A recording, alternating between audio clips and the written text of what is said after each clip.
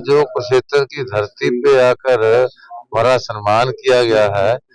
हरियाणा सिख गुरुद्वारा प्रबंधक कमेटी की ओर से, जिन्होंने आज 50 ईयर्स 50 वर्ष जो है black day of emergency emergency के काले दौर का जो आज उन्होंने याद करवाई है, उस पे हमें मान भी कर सकते हैं और धन्यवाद भी देना चाहता हूं मैं हरियाणा सिख गुरुद्वारा मैनेजमेंट कमेटी को और उनके प्रधान अध्यक्ष जो है जिंदा साहब और चेयरमैन जो है धर्म प्रचार के दादूवाल साहब, बाबा बलदेव सिंह दादूवाल साहब और इनके सब मेंबर्स को, जिन्होंने हमारा सम्मान भी किया। उस समय जो बहुत ही दहशत का माहौल था, मैं तो बहुत छोटी उम्र का था और कहा जाता है और सच है कि सबसे छोटी उम्र और आजाद भारत का सबसे सख्त कानून मिसा जो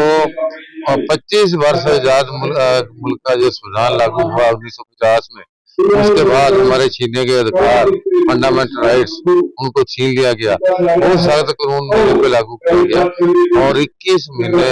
जेल में मुझे डाल रखा। तो आज मुझे वो बातें सब याद आई है और वहां से जो हमने सबक सीखा है, सबसे बड़ी बात यह है कि समय की सरकार का जो पूरी दलेरी से विरोध किया जाए, उसके जबर का अन्याय का विरोध किया जाए,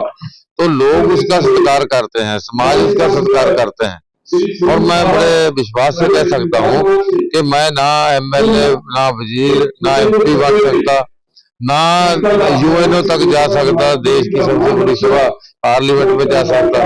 अगर मैं उस समय के मुख्यमंत्री यानी जैल सिंह की ओर से मुझे डराने के लिए, लाल देने के लिए, दो लेने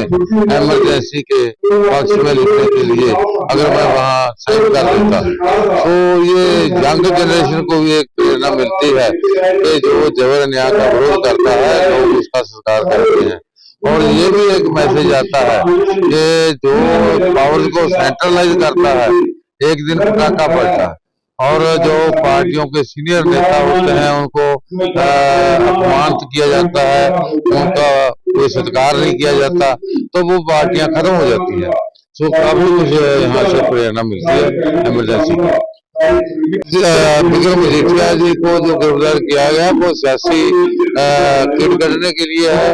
और राजसी बदलाखोरी है और इस तरह का व्यवहार सरकार की ओर से उचित नहीं है। और सियासी विरोधियों की आवाज को एजेंसियां जो है सरकार की, जैसे विजिलेंस है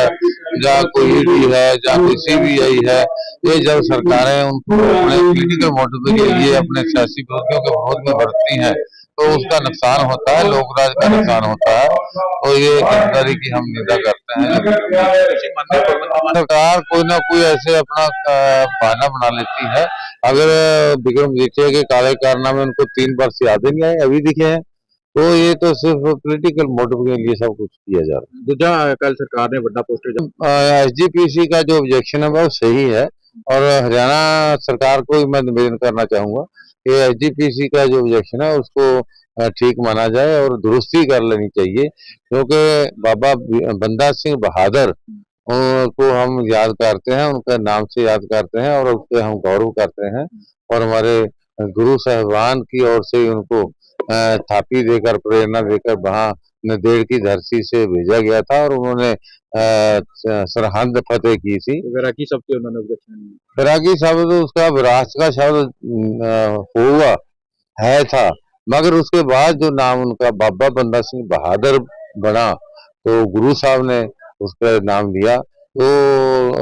हरियाणा सरकार को इस ऑब्जेक्शन को मान लेना चाहिए और उसको बाबा बंदा सिंह बहादुर के नाम पे ही याद करना चाहिए। तो दूजा पंजाब सरकार का बुरी तरह मैं समझता